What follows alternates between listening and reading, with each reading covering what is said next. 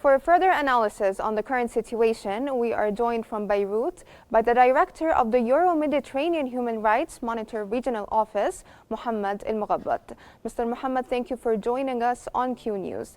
I want to start with how the Israeli occupation forces have hit hospitals in the northern parts of the Palestinian enclave. Can you explain the impact of this recent targeting of 3 hospitals in Gaza on medical services and civilian safety? Well, this policy by the Israeli military and the Israeli government in general falls under genocide against Palestinians in Gaza. So they targeted the food security sector, they targeted infrastructure, they targeted water supply, they targeted electricity, and they are increasing pressure by targeting the health sector, including the hospitals they targeted, because they want to cleanse the northern part of the Gaza Strip. And we hear a lot of politicians that they want to build their colonies again inside the Gaza Strip, which aligns with their, general policy of genocide against Palestine. In light of the drone incident that aimed to target Benjamin Netanyahu's house, what are the repercussions of this incident on the latest developments in Gaza, and specifically in terms of civilian casualties? How are they affecting residents' daily lives? Well, considering the pattern that the Israelis are following since the start of this genocide, we might be witnessing a further escalation by the Israeli military to push more Palestinians into their demise, if I may say, inside the Gaza Strip, in a revenge attempt, because this is what the Israeli army is about. It's about revenge and injustice without following any democratic, as they claim, procedures to serve justice.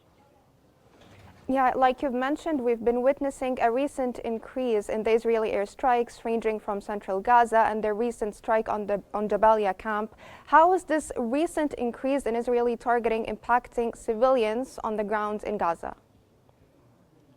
It's heavily impacting civilians, because from what we know from our field officers, we know that there is actually no food left in the northern Gaza Strip for around 200,000 Palestinians still living there, refusing to follow the evacuation orders or the displacement orders, as we call them.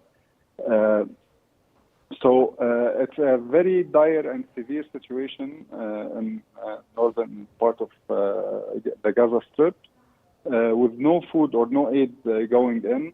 There are some trucks that are going in just for show by the Israelis. In the last week, they entered around 30 trucks for 200,000 people. So you can imagine the proportionality of that, and how it's only just for show to the international community to say that we are not blockading Palestinians or preventing them from reaching food.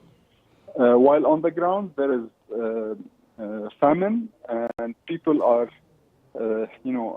have no place to go, have nothing to eat, and there is no health sector to support them.